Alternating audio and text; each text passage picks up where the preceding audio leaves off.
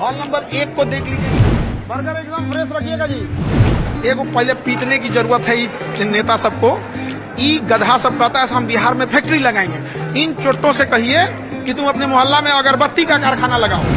लेकिन बिहार में जब वो आते हैं तो परेशान हो जाते हैं इसके इकोसिस्टम व्यवस्था को देख के। यहाँ उसको कंफ्यूजन हो जाता है कि दोस्त से सावधान रहें कि दुश्मन से सावधान रहें। छात्रों का लगाव जो आपके प्रति देख रहे हैं और आपका लगाव जो छात्रों के प्रति, कभी मन में कसक होती है कि ये छात्र जब बिहार से बाहर पढ़ने जाते हैं, कोटा, राजस्थान, दिल्ली, कहीं पर भी, ये कैसे रुकेगा? खान सर कैसे रोकेंगे इन बच्चों को? जरूर इन लोग को जब पढ़ाई करा जाएगा।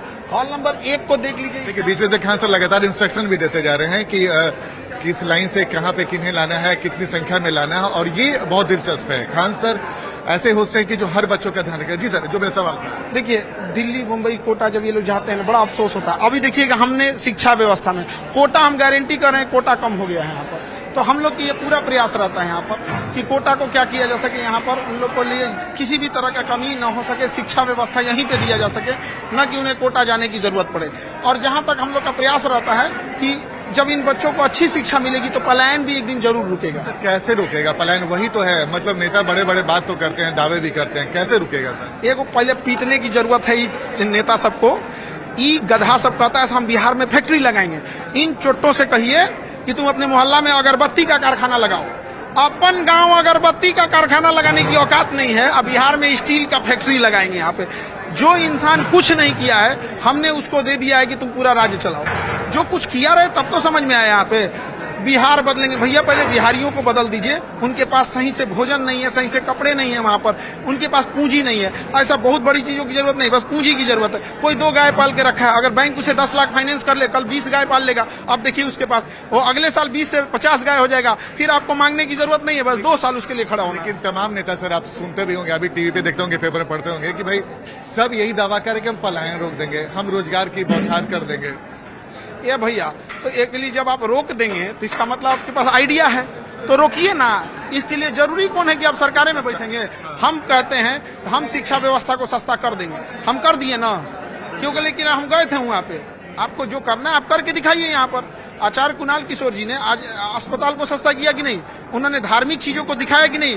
एक मंदिर से 5 अस्पताल चलाया कि नहीं? एक मंदिर से लाखों लोगों का रोजगार पेट भरा कि नहीं भरा? यहाँ पे तो जितने मंदिर लोग चला रहे हैं उनके लिए आचार्य कुणाल किशोर जी एक रोल मॉडल है कि नहीं है? तो आप करके दिखाइए, उसके बाद कहिएगा। यहाँ पर तो खान सर भी तो रोल मॉडल हो गया ना, क्योंकि खान सर के पास भी जो बच्चों की कतार लगातार बढ़ती जा रही है, तो खान सर कुछ तो ऐसा दिखा रहे, दे रहे हैं जो बच्चे आ रहे हैं इनकी तरह। अब हम तो पढ़ाई शिक्षा जगत में शिक्षा दे रहे हैं। हमारा उद्देश्य बस ये है कि जो बच्चे क्लास में आए उन्हें बेहतर संस्कार दें, उन्हें सरल भाषा में शिक्षा दें ताकि समझ में आए, टू द पॉइंट एग्जाम में आए, और इतनी सस्ती फीसों की सब्जी बेचने वाला, चाय बेचने वाला, झाड़ू मारने वाला भी पढ़ सके। 4 उद्देश्य की बस पूर्ति करते हैं, लंबा फेंकने की क्या जरूरत है? अच्छा खान सर, एक बात है कि चूंकि जो लोकप्रियता आपकी है, और हम लोगों ने देखा कि कई बार नेताओं को जब उतरते देखा राजनीति में तो थोड़ा बहुत लोकप्रियता होता है, वो चुनाव में आ जाते हैं। खान सर का भी भविष्य में कभी कुछ योजना है क्या? ऐसा अभी हमारा योजना भविष्य में पढ़ाई करना है और किसानों के लिए हम लोग का काम करना है। यहाँ पे 1 मिनट जाने दीजिएगा, हम दूसरे हॉल का भी अपडेट ले लेते हैं।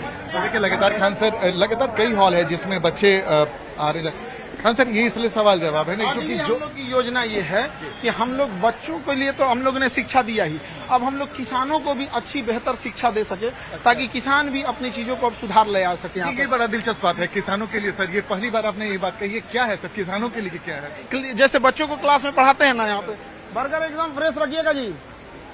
तो जैसे हम लोग बच्चों को पढ़ाते हैं वैसे ही हम लोग की पूरी कोशिश रहती है ताकि हम लोग अब किसानों के लिए भी क्लास ले सके, उनको भी उन्नत किस्म की टेक्नोलॉजी, जो अभी वो पिछड़ चुके हैं। एक्चुअल क्या है ना कि वो अभी 200 साल पुराने मॉडल से खेती कर रहे हैं, इस वजह से उनके अंदर थोड़ा सा इस एरिया का डेवलपमेंट नहीं देखा जा पाया है यहाँ पर। तो हमारा कोशिश ये है कि उनको भी सुधार हो सके। जिस दिन किसान अपना 4 व्हीलर पे घूमेगा उस दिन समझ जाएंगे कि हमारा देश सोने की चिड़िया है यहाँ पर। लेकिन कैसा बनाए हैं लोग। लेकिन सर एक बहुत दिलचस्प है कि बिहार को कृषि राज्य के तौर पे जाना जाता है और आज भी किसान यहाँ परेशान है। होता है थोड़ा सा अज्ञानता, बस शिक्षा नहीं है, उनके पास पूंजी नहीं है। तो कोशिश यही है, अब देखिए कोई किसान है वो सब्जी बेचा है, अगर वो शाम को गया सब्जी बेचने के लिए, नहीं बिका तो उसका सब्जी खराब हो जाएगा। तो कुछ गिद्ध लोग उसकी सस्ते खरीदने के इंतजार किए होंगे। हर गाँव में अगर कोल्ड स्टोर खोल दिया जाए, वापस ले आके कोल्ड स्टोर में रख देगा, अगले दिन क्यों सस्ता में बेचेगा? नहीं बेच सकता है यहाँ पे। कहाँ है? कहीं कोल्ड स्टोर है? किसानों का 30% अनाज केवल कीड़े मकोड़े खा जाते हैं, कीट पतंग लग जाते हैं उसमें, आज भी वो मिट्टी का धूल उसके ऊपर छिड़क रहा है। उसके लिए टेक्नोलॉजी आती है यहाँ पे। जो कीट पतंगे हैं उसमें मेल को मार दीजिए, फीमेल का रिप्रोडक्शन ही नहीं होगा, प्रोडक्शन रुक जाएगा यहाँ पे। इन गधों से उभी नहीं हो रहा है। किसानों के लिए क्या कर रहे हैं सर यहाँ पे? हाँ सर, एक सवाल ये भी है, क्योंकि बिहार से बड़ी संख्या में जो बच्चे जाते हैं, जो सवाल था मेरा, कई बार हम लोग सुनते हैं कि हतोत्साहित हो जाते हैं छात्र अगर रिजल्ट नहीं निकलता। वैसे छात्रों के लिए खान सर, चूंकि खान सर आपका इंटरव्यू बहुत लोग देखते हैं, तो वैसे छात्रों के लिए हिम्मत बढ़ाने के लिए क्या कुछ करना, क्योंकि लगातार यूट्यूब पे हम लोगों ने आपके बात देखिए, बात समझिए, असफलता इतना कई बार हाथ लग जाती है तो इंसान को घबराना नहीं चाहिए, अपनी कमजोरियों को देखना चाहिए और उसमें लगातार सुधार करना प्रयास करना चाहिए यहाँ पर। और रही बात बिहार की, तो यहाँ पर बच्चों में पोटेंशियल की कमी नहीं है, मेहनत की कमी नहीं है, ज्ञान की कमी नहीं, बस उनके पास क्या है, पूंजी नहीं है और इकोसिस्टम नहीं है, इसलिए मजबूरी में भागना पड़ता है। आप गौर करके देखिएगा, जो बेहतर दिल्ली बम्बई में जो काम करने वाले लोग हैं इतने बेहतरीन होंगे वो, चाहे वो बिजनेसमैन हो, एजुकेशन हो या किसी भी सेक्टर में, लेकिन बिहार में जब वो आते हैं तो परेशान हो जाते हैं इसके इकोसिस्टम व्यवस्था को देख के। उसको कंफ्यूजन में हो जाता है कि दोस्त से सावधान रहें कि दुश्मन से सावधान रहें, वो समझ में उसको नहीं आता, जहां जाता है सब उसको लूटने में लग जाते हैं। तो ये इकोसिस्टम बनाने की जरूरत है।